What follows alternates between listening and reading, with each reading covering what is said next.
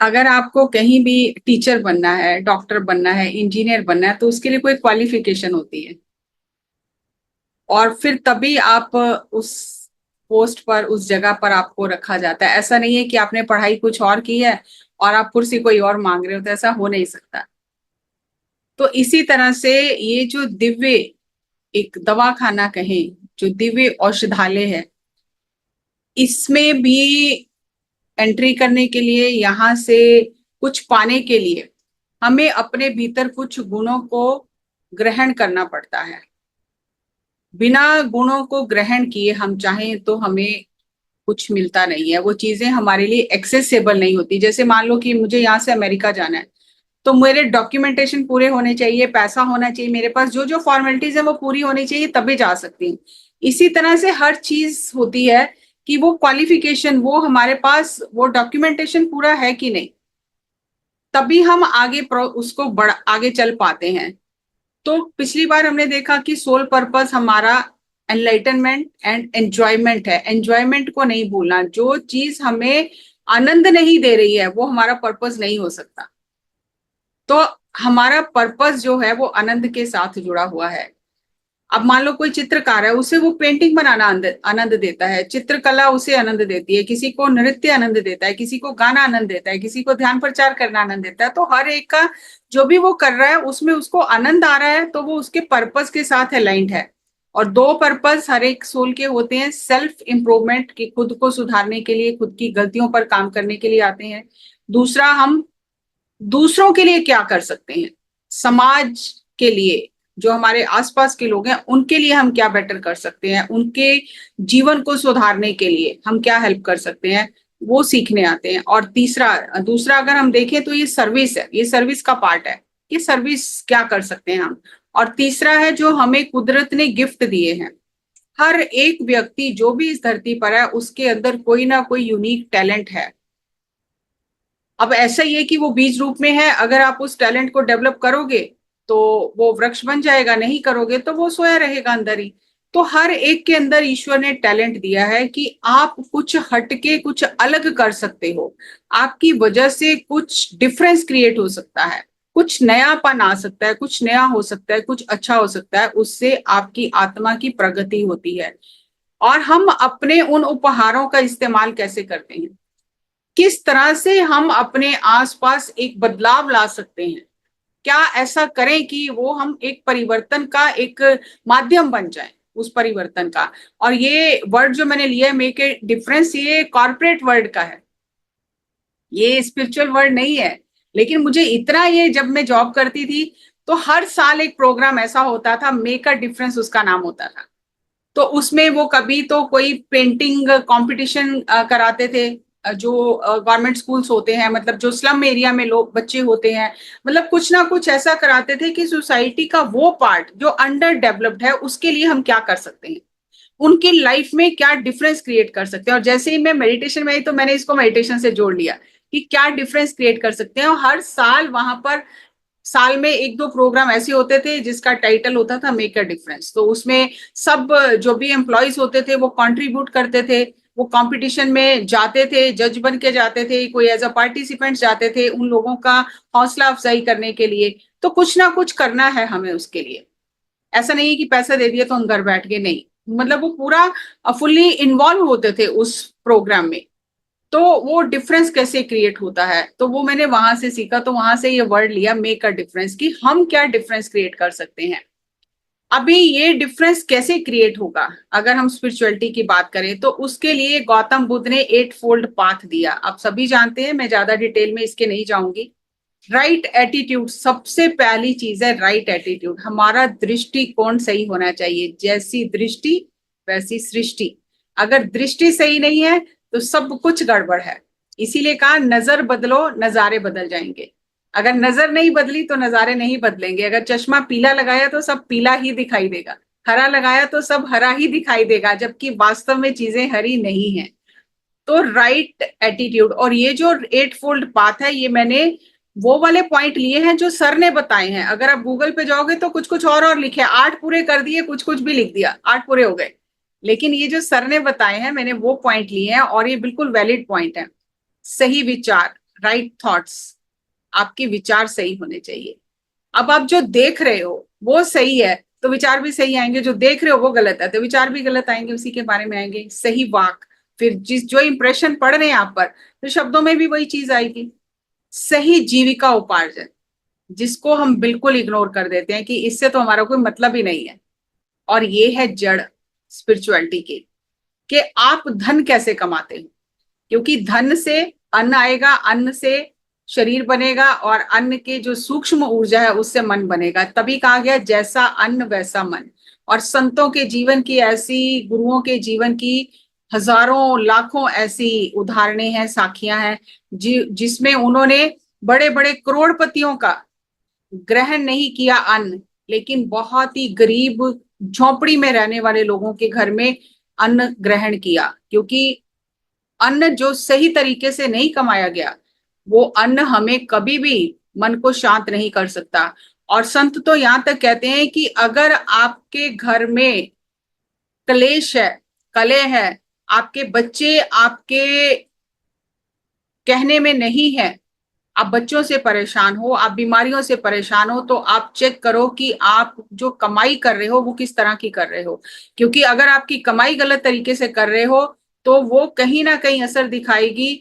जैसा अन्न ला रहे हो वैसा ही फिर घर के लोगों का मन बनेगा, और वैसे ही विचार होंगे, सब चीजें वैसी कड़ी के साथ कड़ी जुड़ती जाएगी। तो अगर अन्न सही नहीं है, अन्न सही तरीके से कमाया नहीं जा रहा, तो फिर कभी भी हम ठीक ठीक हो नहीं सकते। अब आप देखो कि आज किसान, ये सच्ची बात है, आज किसान अन्न उगाता है।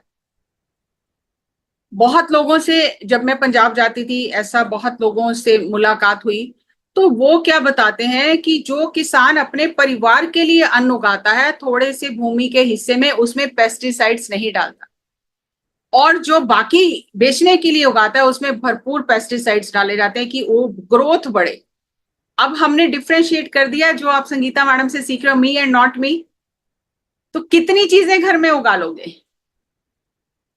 तो हमने वो जो सही अन्न नहीं, हम सही तरीके से नहीं कमा रहे ना, हम सबको एक जैसा नहीं समझ रहे, मैं और मेरा परिवार। तो जब हम दूसरों का बुरा सोच रहे हैं कि वो पेस्टिसाइड खाने से उनको जो भी हो, हमें उससे कुछ मतलब नहीं है, तो वो घूम कर किसके पास आएगा, हमारे पास ही आएगा। और फिर डॉक्टरों को पता ही नहीं चलेगा, जितने भी टेस्ट करा डॉक्टर कहता है कुछ है ही नहीं, मैं क्या बताऊं। वो बोलता है आपके दिमाग में कुछ है, ये रिपोर्ट्स में कुछ नहीं है, आप ठीक हो, लेकिन हम तो ठीक नहीं है। तो वो जड़ उसकी, हमारे किस ढंग से अन्न कमाया जा रहा है, बेईमानी से, धोखाधड़ी से, उसमें जड़ है उसकी। अगर वो ठीक है तो बाकी पूरा साइकिल ठीक हो जाएगा। सही कर्म, फिर कर्म हमारे सही होने चाहिए जो कर रहे हैं। मन वच क्रम इसीलिए कहा गया, तीनों अलाइनमेंट में होने चाहिए। हम गाड़ी का अलाइनमेंट चेक कराते रहते हैं, क्योंकि गाड़ी अगर सही अलाइनमेंट में नहीं है तो वो इधर उधर हिलती रहती है, डोलती है गाड़ी। तो अगर हमारा अलाइनमेंट ठीक नहीं है तो हमारी गाड़ी कैसे सही चलेगी, वो भी सही नहीं चल सकती है। तो एनर्जी लेवल पे हमारा अलाइनमेंट बिगड़ जाता है।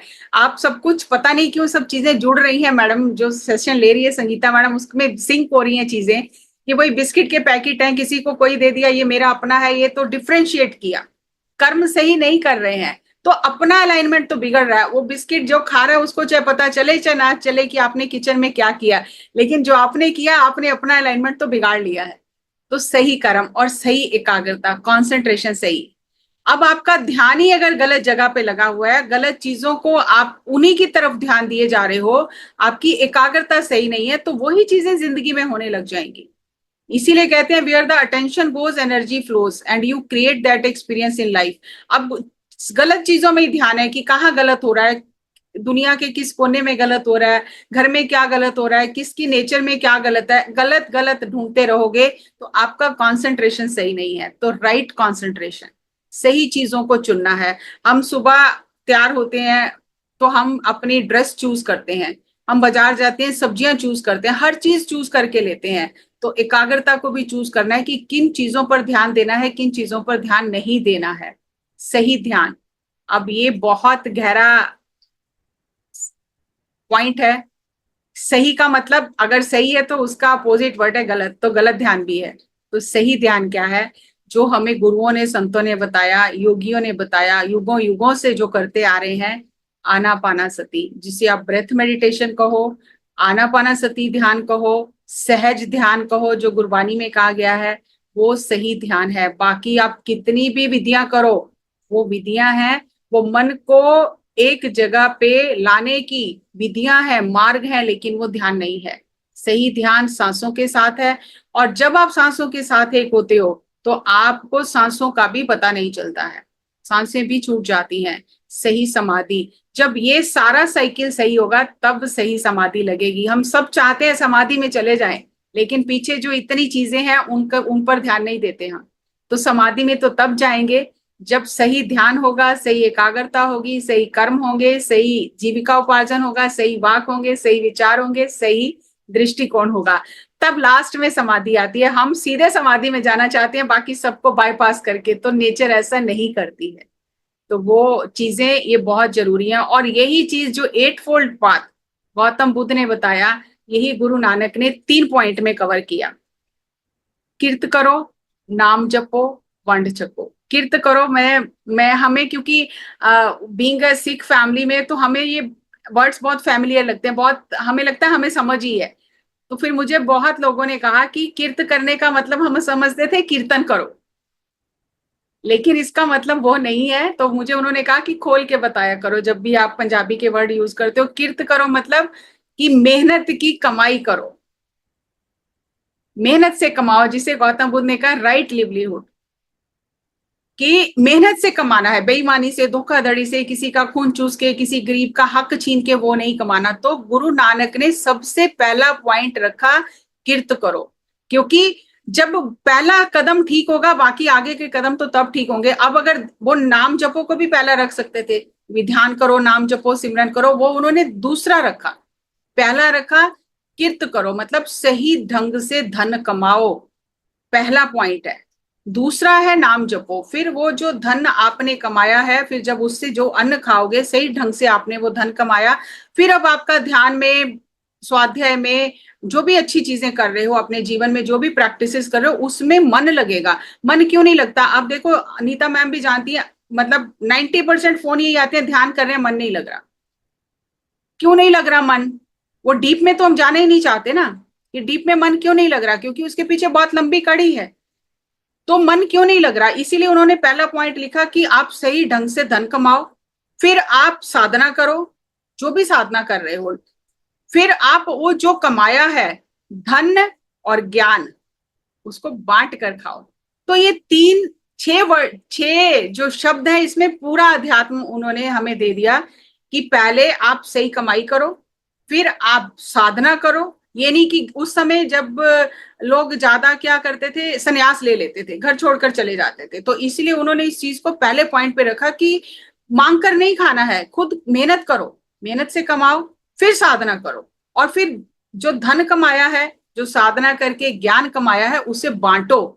अकेले नहीं खाना है, बांट कर खाना है। तो ये सिद्धांत हमें उन्होंने दिया कि अगर ये चीजें करते हो तो ऑटोमेटिकली आपका जो वाइटल एनर्जी सिस्टम है अंदर का, वो सपोर्ट करेगा ये चीजें उसको, तो आप बहुत जल्दी अपनी ग्रोथ कर सकते हो। आपकी जो एस्ट्रली, जो आपकी सूक्ष्म शरीर है, उनको बहुत ज्यादा एनर्जी मिलती है ये सब करने से। अब प्रिंसिपल क्या है, ये प्रिंसिपल ही बताए हैं उन्होंने। तो इसी चीज को पत्री सर ने अलग तरीके से बताया। सत्य वही है, लेकिन उसको बताने का तरीका अलग अलग हो गया। पत्री सर ने कहा कि ध्यान करो, 33% मेडिटेशन, 33% स्वाध्याय, 34% सज्जन सांगत्य। अब सर ने जो कहा कि ध्यान करो, ध्यान करोगे धीरे धीरे आपके अंदर की क्लीनिंग होगी, सफाई होगी, स्वाध्याय करोगे बुद्धि बढ़ेगी, सज्जन सांगत्य करने से आपको बहुत सारी चीजें समझ में आएंगी, प्रश्नों का उत्तर मिलेगा। सर ने 3 पॉइंट बता के छोड़ दिया, और चौथा सर ने पॉइंट जो था उसे नहीं बताया, क्योंकि चौथा पॉइंट तब आपके जीवन में आएगा जब आप तीनों ये करके, ऑटोमेटिकली चौथा आपके अंदर से आएगा, और जब अंदर से आएगा आप तब उसको करोगे। तो सर ने सर्विस वाला पॉइंट कभी ऐसा नहीं डिस्कस किया कि आप सेवा करो, आप 10वां हिस्सा निकालो, ये सब कभी भी ये सब चीजें नहीं बोली। लेकिन ये इन चीजों पे जोर दिया कि ध्यान करो, स्वाध्याय करो, सज्जन सांगत्य करो। और जब ध्यान, स्वाध्याय और सज्जन सांगत्य से आप भर जाओगे उस ऊर्जा से, अपने आप आपका मन करेगा सेवा करने का। अब क्यों नीता मैम रोज खोल के बैठ जाती हैं 4 बजे, इन्हें कोई काम नहीं है? क्योंकि आप रह ही नहीं सकते बिना सेवा किए। स्वाध्याय कर करके बता रही है, क्यों बता रही है भाई, अपने तक ही रखो, आपने पढ़ लिया बस हो गया, आपका तो हो गया कल्याण। लेकिन नहीं, वही प्रिंसिपल जो चले आ रहे हैं, जो गुरु नानक ने बताए, जो वही पत्री सर आगे बता रहे हैं कि बांटो तब और मिलेगा, लेकिन अपने तक रखोगे तो नहीं मिलेगा। तो वो इन तीनों में सर्विस छुपा दी सर ने। अब ध्यान करो, ध्यान सिखाओ। अब ध्यान सिखाना क्या है? सर्विस है। पुस्तकें पढ़ो, दूसरों को पढ़ने की प्रेरणा दो, दूसरों को पढ़ने की प्रेरणा देना सर्विस है। तीसरा, सज्जन संगते, अपने अनुभव बताओ, दूसरों के सुनो, तो ये भी सर्विस है। और उसके बाद आपको जो और अच्छा लगता है आप सर्विस करो, क्योंकि ये कुदरत का नियम है। और अगर आप कुदरत के नियम का पालन करते हो तो कुदरत आपका साथ देती है। अब हम सर्विस कैसे करें, कैसे उस डिवाइन फार्मेसी से हमें हेल्प मिले? अब इस ध्यान स्वाध्याय सज्जन सांगत्य हमने किया, शेयर किया, लेकिन अब थोड़ा और डीप जाते हैं और क्या क्या करें जिससे हम उस डिवाइन फार्मेसी से हेल्प ले सकें। अब डिवाइन फार्मेसी ऐसा नहीं है कि प्रिस्क्रिप्शन कोई देगा और वहां जाके दवाई ले लेंगे और आ जाएंगे खा लेंगे, नहीं, ये अलग तरह की फार्मेसी है कि उसके लिए प्रिस्क्रिप्शन आपको खुद तैयार करना है। और फिर जब आप अपने ऊपर काम करोगे तो मास्टर्स अपने आप आपको क्या चाहिए वो आपको देंगे। पहला है अपने रिसोर्सेज और अपने फूड को शेयर करना। शरीर के तल पर हमारा शरीर किससे बना है? भोजन से बना है। तो जो भी हम शरीर के तल पर हमारे पास है, पदार्थ के तल पर हमारे पास है, उससे शेयर करना, दूसरों के साथ शेयर करना। दूसरा, मन के तल पर, बुद्धि के तल पर, क्योंकि धन हम बुद्धि से कमाते हैं और ज्ञान भी बुद्धि से होता है। अब हमें मन के तल पर उस धन को और उस ज्ञान को शेयर करना है। अब धन को शेयर करना बहुत मुश्किल है, और थोड़ा कर भी दिया तो उसकी पब्लिसिटी होनी चाहिए, क्योंकि किसी को तो पता चले मैंने कुछ किया है, तो वो मुश्किल है बहुत, क्योंकि मनी ब्लॉक ही सबसे बड़ा ब्लॉक है। तो मन के तल पर आपके धन को, आपके ज्ञान को आपको साझा करना है।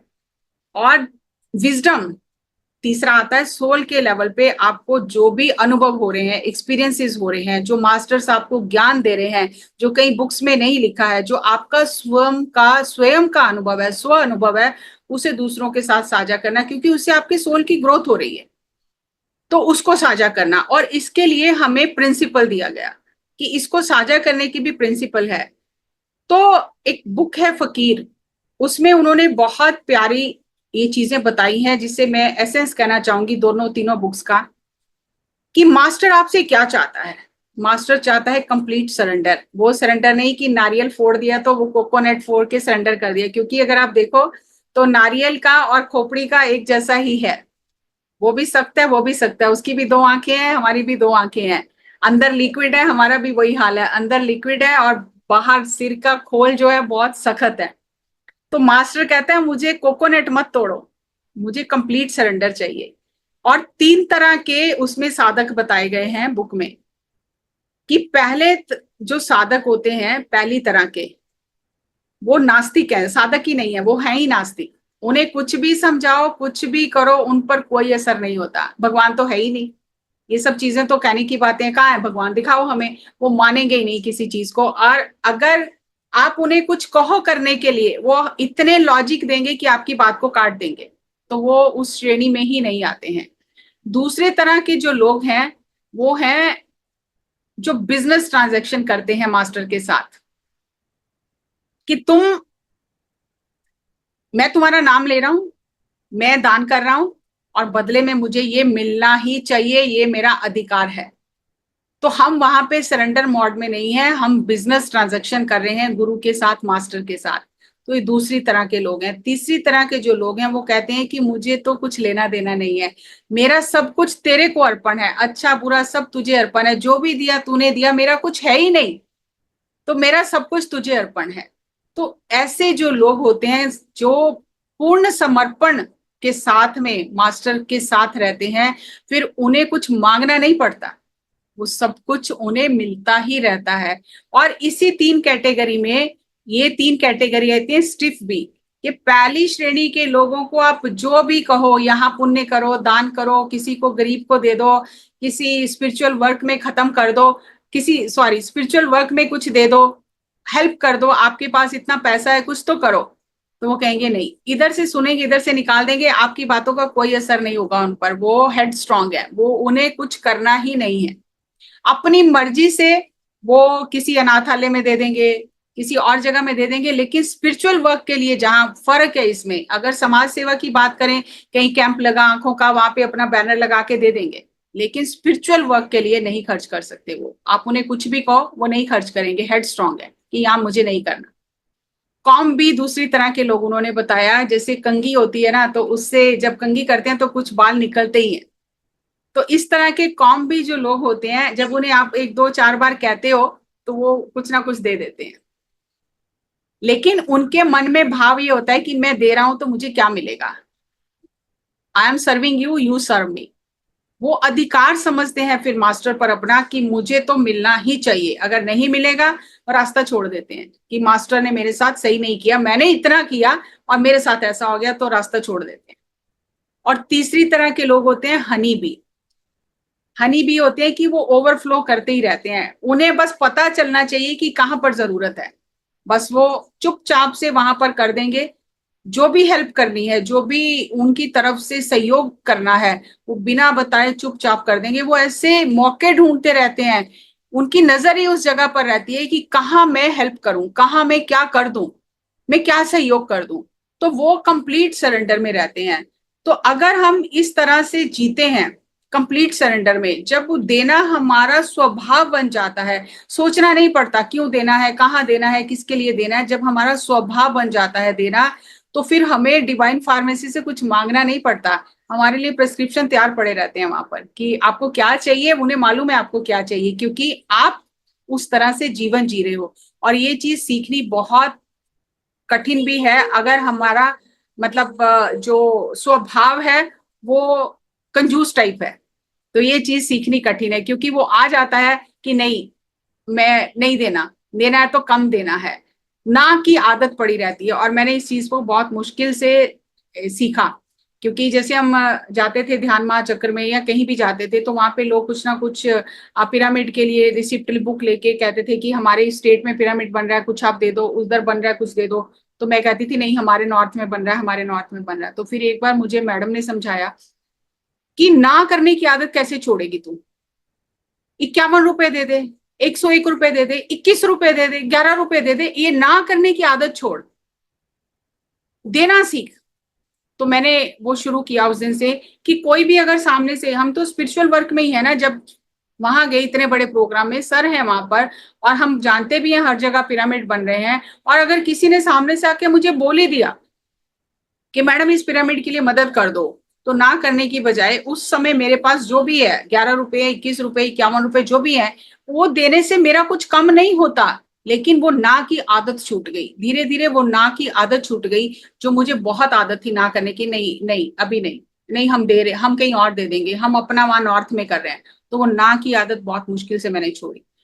तो ये बहुत जरूरी है छोड़नी, ये हमारी एस्ट्रल इन्वेस्टमेंट है मदद के लिए।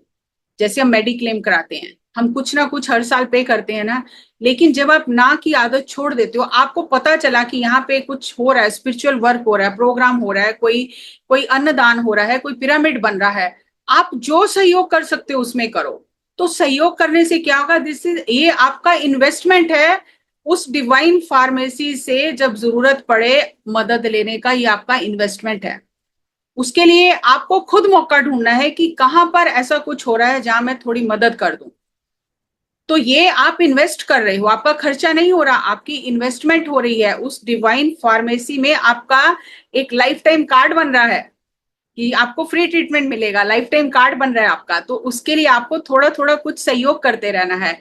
और सहयोग करने का फॉर्मूला हमें जो संतों ने दिया कि हमारा शरीर जो है वो शिव और शक्ति से बना है, प्रकृति से और शक्ति से बना है।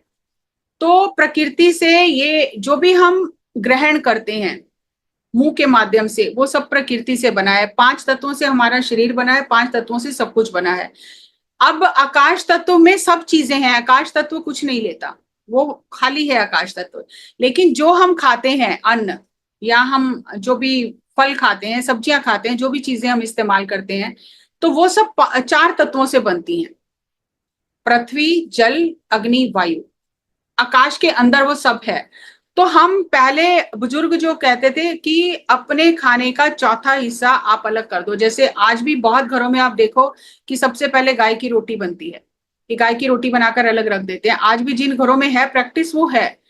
तो वो 1/4 अलग करने से आपका जो 5 एलिमेंट्स हैं, वो यूनिवर्स देख रहा है कि आप कुछ सहयोग कर रहे हो, प्रकृति को कुछ वापस लौटा रहे हो। पहले जैसे तुला दान भी लोग करते थे, इस तरह की बहुत सारी चीजें बताई जाती थी ताकि आपको देना आए, किसी ना किसी बहाने से आप देना सीखो। तो जब आप 1/4 पशु पक्षियों के लिए या गौशाला के लिए या ऐसे किसी गरीब को खाना खिला देते हो, किसी जरूरतमंद को दे देते हो, वो आप हिस्सा 1/4 अलग करते रहते हो, तो ये आपका इन्वेस्टमेंट है एस्ट्रल असिस्टेंट लेने के लिए। और जो आपके पास धन है, जो आप बुद्धि से चीजें कर रहे हो, वो आपको उस धन का 10वां हिस्सा देना चाहिए। जैसे कल भी बात हुई थी कि आपके पास अलमारी भरी पड़ी है कपड़ों की, खुशी से उसमें से कुछ निकाल के दे दो, फिर नए ले आओ। आप नए ले आए, उसमें से खुशी से कुछ निकाल के दे दो। लेकिन हम जोड़ते ही रहते हैं, अरे फिर देंगे, अभी तो मैंने ये 2 बार ही पहना है, अभी तो मैंने ये अभी नया ही है, अभी तो इस नहीं, अभी नहीं देना। चाहे वो हम 5 साल ना पहने, लेकिन हम रखे रखेंगे।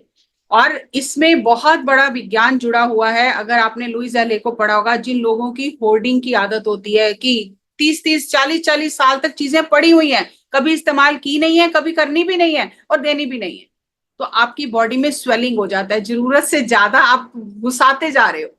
तो जिन लोगों को बहुत स्वेलिंग होती है, उनको देखना चाहिए कि उनकी होर्डिंग की आदत बहुत ज्यादा है। ये मैं इसलिए कह रही हूँ कि मेरी मदर की आदत थी, जो बस मतलब वो मेरे पैदा हुई हूं तब उन्होंने कोई कोट सिलवाया होगा गरम, और मैं 40 साल की होगी, वो कोट घर में पड़ा है, उन्होंने पहना नहीं है। वो शुरू में पहना होगा, उसके बाद पड़ा है। वो फरनैल डालती है, उसमें कीड़ा ना लग जाए तो संभाल संभाल के रखा है। और उनको इतनी स्वेलिंग होती थी कि गर्म सर्दी में उनके हाथ पैर फट जाते थे, ब्लड आ जाता था। और मतलब जब भी बचपन से देखा तो फादर ही घर का सारा काम करते थे, क्योंकि वो पानी में हाथ नहीं डाल सकती हैं। और कई सालों से मैं देखती रही। और जब ये पढ़ा, ये विज्ञान लुइस एले को पढ़ा, ये सब पढ़ा, तो मैं जोश आ गया। एक दिन आके कहा सब निकालो बाहर, सब बाहर निकालो, खोलो, जो जो आपने इस्तेमाल नहीं किया ये सब बाहर निकालो, बांट दो, दे दो, जिसको चाहिए ले जाए, आप बांटो। तो बांटा उन्होंने। और उस दिन के बाद उन्हें वो दोबारा स्वेलिंग नहीं हुई, उनके हाथों पैरों में जो फट जाते थे, खून निकलता था, वो बंद हो गया। तो हमें समझ नहीं आती है कि हमें डिवाइन हेल्प कैसे मिलेगी। अब दवाइयां करा करा के थक गई थी, लेकिन जब यहाँ पे समझ आई, वो समझ किसने दी? वो डिवाइन ने समझ दी। तो वो डिवाइन हेल्प का मतलब ये नहीं है कि कोई आके टैबलेट देगा और हम ठीक हो जाएंगे। वो कोई ना कोई आपको ऐसा कहीं ना कहीं से थॉट आ जाएगा, ऐसा कोई आपको इंट्यूशन आ जाएगा, कुछ भी नहीं, छोटी सी चीज करोगे आप ठीक हो जाओगे, तो वो आपको डिवाइन हेल्प मिल रही है। तो हम अगर वो 1/10 निकालते रहते हैं, तो हमें वो डिवाइन हेल्प मिलती रहती है। और हमें लगता है कि अरे कम हो जाएगा, जबकि जब आप ज्यादा कष्ट में हो तब निकालना, वो आपका टेस्ट है, तब निकालना ज्यादा जरूरी है। और ऐसे बहुत लोगों ने, जब मैंने फकीर बुक का स्वाध्याय किया था, बहुत लोगों ने एक्सपीरियंस शेयर किए कि उन्होंने एक बॉक्स बनाया और 1/10 उसमें डालना शुरू किया। अभी खर्चा नहीं है, अभी बस खाली निकाला है, और जो जो रुके हुए काम थे सब पूरे होने शुरू हो गए। तो फिर उस पैसे को ऐसा नहीं कि साथ ही साथ खर्च करना है। जब भी कहीं कुछ ऐसा स्पिरिचुअल वर्क हो रहा है, ये जो 10% है, इस पर हमारा कोई अधिकार नहीं है। अगर हम ये 10% नहीं खर्च करते हैं, तो हम यूनिवर्स में चोरी कर रहे हैं। जैसे बिजली की चोरी होती है ना, तो बिजली की चोरी करते हैं, जब पकड़े जाते हैं तो फिर वो पूरा बिल हमसे भरवाते हैं। तो इसी तरह से ये जो हम 1/10 नहीं निकाल रहे हैं, ये हम ब्रह्मांड में चोरी कर रहे हैं। और 1/10 क्यों निकालना है? जैसे पहला 1/4 हो गया कि 4 एलिमेंट जो हैं उनके हिसाब से हमने 1/4 निकाल दिया है। 1/10 क्यों निकालना है? तो हमारे 5 ज्ञान इंद्रियां हैं, 5 कर्म इंद्रियां, ये 10 हो गए। इन 10 के माध्यम से हम भोग रहे हैं, भोग भोग रहे हैं। और अगर आप नहीं निकालते हो, आप चोरी करते हो, जिस तरह की चोरी करते हो उस तरह के अंग के ऊपर में असर होता है। जाके नजर चली जाती है, कानों से कम सुनाई देता है, बहुत सारे ऐसे तकलीफ लग जाती है, सांसें उखड़ जाती हैं, अस्थमा हो जाता है। क्योंकि आप चोरी कर रहे हो तो वो कहीं तो निकलेगी चोरी। तो ये इतना ब्यूटीफुल सिस्टम बना हुआ है कि आप जो कर रहे हो वो आपको वापस मिलना ही मिलना है। आप चोरी कर रहे हो तो आपकी भी बिजली कट जाएगी, तो आपकी आंखों की रोशनी चली गई, आपको कानों से सुनाई देना बंद हो गया, अब ब्याज समेत चुकाना तो है ही आपको। तो इसलिए ईमानदारी से वो 1/10 अलग कर देना चाहिए। और ये चीज मुझे पत्री सर ने बताई, और भी बहुत लोग अब बुक्स में आती है कि हम जब से हमने जन्म लेने शुरू किए हैं, मनुष्य जन्म लेने, उससे पहले भी एनिमल किंगडम से जब से हमने जन्म लेने शुरू किए हैं, ये जो 10 इंद्रियां हैं हमारी, इनके एक एक इंद्री का एक एक मैनेजर है। ये मैनेजर नहीं बदलते। जब तक आत्मा की यात्रा पूरी नहीं होती, ये मैनेजर सेम ही हमारे साथ चलते रहते हैं, हर जन्म में हमारे साथ रहते हैं। इसीलिए जब आप किसी व्यक्ति को देखते हो, अरे इनको कहीं देखा है, कौन पहचान रहा है, वो अंदर का मैनेजर बता रहा है आपको कि इसको कहीं देखा है। किसी की आवाज सुनते हो, आपको लगता है अरे ये आवाज सुनी सुनी लग रही है, वो आपको मैनेजर बताता है, क्योंकि वो जन्मों से आपकी यात्रा का साक्षी है, पूरा रिकॉर्ड है उसके पास कि आप किस किस जन्म में किस किन लोगों से मिले हो और कैसे कैसे आपने किया है। तो जब आप 1/10 निकालते हो इन मैनेजर्स के नाम से, तो ये मैनेजर आपके जीवन में दुख आने के द्वार बंद कर देते हैं। और अगर आप नहीं निकालते हो, चोरी कर रहे हो, तो ये तो देख रहे हैं आप चोरी कर रहे हो, तो आपकी भी बिजली काट दी जाती है फिर। तो फिर हम भटकते हैं डॉक्टरों के पास। और अगर हमें एस्ट्रल हेल्प चाहिए, डिवाइन हेल्प चाहिए, तो हम ईमानदारी से जीवन जिए, तो ये हमें मांगना भी नहीं पड़ेगा, ये मैनेजर अपने आप हमारी हेल्प करेंगे। और इसीलिए कहा गया है कि तू अपने शुभ कर्मों का हिसाब मत रख कि मैंने ये अच्छा किया, ये अच्छा किया है और मुझे इसका फल मिलना चाहिए। तू अगर शुभ कर्मों का हिसाब नहीं करेगा, तो नेचर तेरे बुरे कर्मों का भी हिसाब नहीं करेगी, फिर तेरे वो माफ हो जाएंगे। लेकिन जब शुभ कर्मों का हिसाब करेंगे, तो बुरे कर्मों का हिसाब जब खुलेगा, तो कभी भी बच नहीं सकते उससे हम। तो इसलिए जब भी देना है, अपना बेस्ट देना है। और हम क्या देते हैं? वर्स्ट। जो चीज बिल्कुल काम की नहीं है वो दे के हम समझते हैं हमने दान कर दिया, जो बिल्कुल अब किसी काम की नहीं रही है। अगर घर में मिठाई आई है, जब वो खाने लायक नहीं रही है, तो वो मेड को दे दो, चौकीदार को दे दो। लेकिन फिर हमें हमें भी वैसी ही वापस मिलेगी, कई गुना बढ़ के मिलेगी। अगर हम दही में जामन लगाते हैं, तो आप कैसा जामन लगाते हो? बेस्ट, कि अच्छा दही बने। अगर जामन ठीक नहीं है, तो दही कभी भी अच्छा नहीं जमेगा। आप आजमा के देखो, कभी भी दही अच्छा नहीं जमेगा। आप कितना भी उसको जमाने की कई फॉर्मूले लगाओ, लेकिन जामन ठीक होना चाहिए। अगर जामन ठीक नहीं है, दही कभी भी अच्छा नहीं जमेगा। किसान खेत में बीज डालता है, अगर बीज सड़ा हुआ है, बीज में कीड़ा लगा है, बीज के 2 टुकड़े हैं, कहीं से कटा फटा है, वो बीज कभी नहीं उगेगा।